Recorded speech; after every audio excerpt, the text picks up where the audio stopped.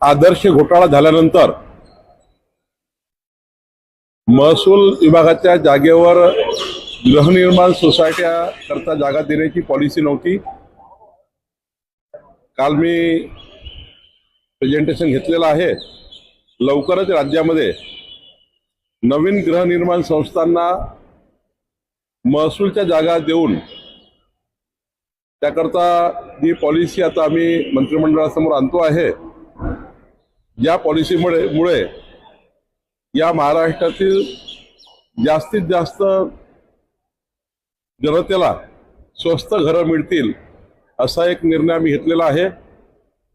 आणि सोबतच ज्या जुन्या गृहनिर्माण संस्था आहे आणि ज्यांचं डीम कन्व्हेन्स झालं असेल त्यांचं 7/12 प्रॉपर्टी कार्डमध्ये नाव आणणे हा निर्णय आम्ही घेतलेला आहे।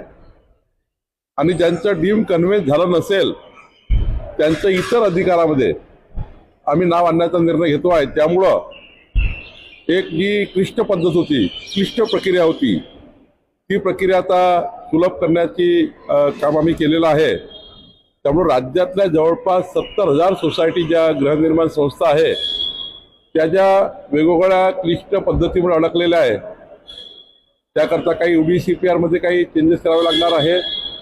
ते नगरविकास करेल, महसूल खातं काही शासन निर्णय इश्यू करेल, गृहनिर्माण खातं हे या ठिकाणी शासन निर्णय इश्यू करणार आहे। आणि त्यामुळं सुलभ पद्धतीने 70,000 ज्या गृहनिर्माण संस्था आहेत त्यांना एक मोठा फायदा होणार आहे। लवकरच या राज्यामध्ये स्वयं पुनर्विकासाचं धोरण येत आहे। एखादी सोसायटी असेल, त्या सोसायटीला स्वयं पुनर्विकास करायचा असेल तर त्यांना सुद्धा आता स्वयं पुनर्विकास करता येतो। याकरता आमचे मुख्यमंत्री देवेंद्र फडणवीसजींनी जी सूचना दिली होती, आमचे प्रवीण दरेकरजींनी याच्यावर खूप काम केलेलं आहे, संजय केळकरजींनी काम केलं आहे। आणि त्यामुळं एक चांगला एक स्वस्त घरं आणि प्रत्येकाला घर, सर्वांसाठी घरे ही योजना राबवण्याकरता आम्हाला आता याच्यामध्ये खूप फायदा होणार आहे। महसूल खात्याने जो पुढाकार घेतलेला आहे आणि त्यामुळं या राज्यातले सर्वच गृहनिर्माण सोसायटीचे आता मार्ग मोकळे झाले आहेत। राज्यामध्ये अनेक सहकारी कारखाने असेल, सहकारी संस्था आहे, त्या बंद पडलेल्या आहेत। मात्र त्यांनी वर्षानुवर्ष जमीन होल्ड करून ठेवलेली आहे, तर त्या जमिनी परत घेण्यासाठी काही सरकार विचार करत आहे? होय, आम्ही हा विचार करतो आहे। जसं आता मौदाला बापदेव साखर कारखाना आहे, तो बंद पडला आहे। तिथे 150च्या वर एकर जमीन महसूल खात्याची वेस्टेज पडलेली आहे। त्याच्यातही आम्ही आढावा घेणं सुरू केलेला आहे। आणि मला वाटतं की महसूल खात्याच्या ज्या सहकारी साखर कारखान्यात जमीन दिल्या होत्या आणि ते कारखाना बंद पडले, त्या जमिनीसुद्धा त्याबद्दलच्या जे काही अटी शर्ती होत्या, काही ठिकाणी शर्तभंग झालेला आहेत, त्या सर्व तपासून त्या जागा महसूल खात्याच्या माध्यमातून पुन्हा एकदा चांगल्या पद्धतीने उद्योगावर डेव्हलप करता येतील का, त्यांना अजून चांगल्या पद्धतीने त्याचा वापर करता येईल का, याचाही विचार सरकार करत आहे। तेच सांगतो की आम्ही आता संपूर्ण लँडस्कॅप तयार करतो आहे। जमाबंदी आयुक्तांनी जबाबदारी घेतली आहे। या राज्यात जेवढ्या गव्हर्नमेंट लँड महाराष्ट्र शासनाच्या होत्या, आम्ही ज्या ठिकाणी लीजवर दिलेल्या होत्या, काही इनामां पट्ट्याने दिलेल्या जागा आहेत, त्या सर्व जागा साखर कारखाना असतील, सूतगिरण्या असेल, उद्योगांना दिल्या असतील, त्या सर्व जागा त्या ठिकाणी शासनाकडे परत घेऊन त्या जागेच्या माध्यमातून आपण पुन्हा नवीन डेव्हलपमेंट किंवा नवीन उद्योगाला चालना देता येईल का याचा विचार शासन करत आहे। हो, लाडकी बहीण नंतर आता उच्च शिक्षण घेणाऱ्या विद्यार्थिनींना पॉकेट मनी देण्याचा प्रस्ताव आहे, तर त्याचा गैरवापर जर विद्यार्थिनींनी केला तर सरकार जबाबदारी घेणार का, असं आम्ही ठरवलं। असं आहे की आता हा विचार प्रायमरी आहे, याच्यावर सर्व चर्चा होईल, व्यवस्थेच्याबद्दल सर्व विचार केला जाईल, नंतर जशी पॉलिसी येईल। कोर्टामध्ये सुनावणी सुरू आहे शिवसेनेबाबत। शिवसेनेचे जे वकील आहे काम ठाकरे गटाचे, ते म्हणते की आम्हाला चिन्ह द्यायचं नसेल तर चिन्ह वोट हा शिंदेंना देऊ नका। असं आहे की आता ही सर्व कायदेशीर लढाई आहे।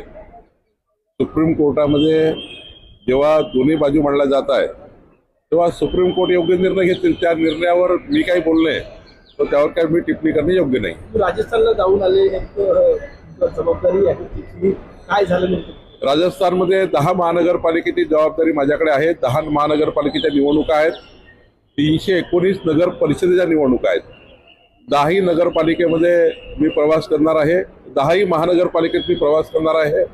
आम्ही एक आता टीमही तयार केली आहे। प्रत्येक महानगरपालिकेत एक महाराष्ट्राचे 30-40 प्रवासी कार्यकर्ते जाणार आहेत.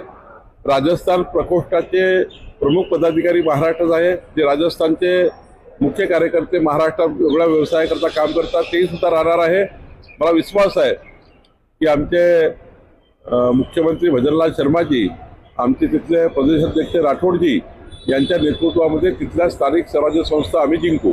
राज्यामध्ये साखरेचे जर 70 रुपये प्रति किलोच्या घरात गेलेले आहे, काय कारण आहे? थोडा आहे काय?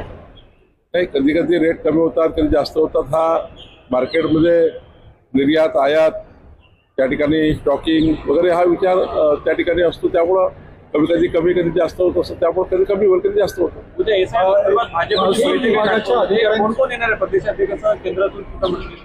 माननीय आमचे प्रदेशाध्यक्ष रवींद्र चव्हाण या बैठकीला असणार आहे.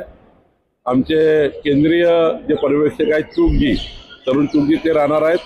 अजून त्या ठिकाणी SIR संबंधी महत्त्वाच्या सूचना देणारे आमचे केंद्रीय पदाधिकारी, राज्याचे पदाधिकारी राहणार आहे. मी स्वतः या बैठकीकरता आलो आहे. महसूल विभागाच्या अधिकाऱ्यांच्या बदल्यात थांबलेला आहे SIR म्हणून त्यावर नाराजीचं वातावरण. आज मला या गोष्टीचा मी सर्व महसुली अधिकाऱ्याचं अभिनंदन करतो. आज जवळपास 40च्या वर तहसीलदार, डेप्युटी कलेक्टरच्या प्रमोशनात झालेले आहेत. दाखला नेमका आता येईल.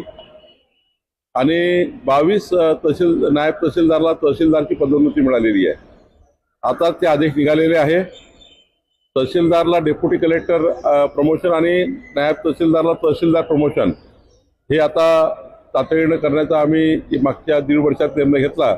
जवळपास विचार केला, या राज्यामध्ये आतापर्यंत या 1.5 वर्षामध्ये 950 अधिकारी कर्मचाऱ्यांचे प्रमोशन आम्ही केले आणि मोठ्या प्रमाणावर बदल या ठिकाणी करण्याचा प्रयत्न आम्ही करतो आहे. त्यांचे प्रमोशन करण्याचा प्रयत्न करतो आहे. त्यांच्या हक्काचे संपूर्ण अधिकार जे आहेत कर्मचाऱ्याच्या अधिकाऱ्याच्या, ते आम्ही त्या ठिकाणी त्यांना देण्याचा पूर्ण प्रयत्न करतो आहे. आमच्या कार्यकाळामध्ये महसुली अधिकाऱ्यांचे जे प्रमोशन मागच्या 20 वर्षापासून थांबले होते, ते आता सर्व प्रमोशन आम्ही पूर्ण केले आहेत. पाऊस नाही, गेले 15 दिवस झाले पाऊस नाही. हवामान विभाग म्हणते की पुढच्या 8-10 दिवस पाऊस येण्याची शक्यता नाही. गंभीर स्थिती आहे. खरीपाचे पिकं जी आहे ते रोगराई सुरू झालेली आहे. पिकं उत्पादनावरही परिणाम होऊ शकतो. होणारच आहे परिणाम. त्यामुळं थोडं जरा गंभीर परिस्थिती आहे. मला वाटतं की परमेश्वर आमचं सर्वांचं ऐकेल आणि चांगला पाऊस पडेल.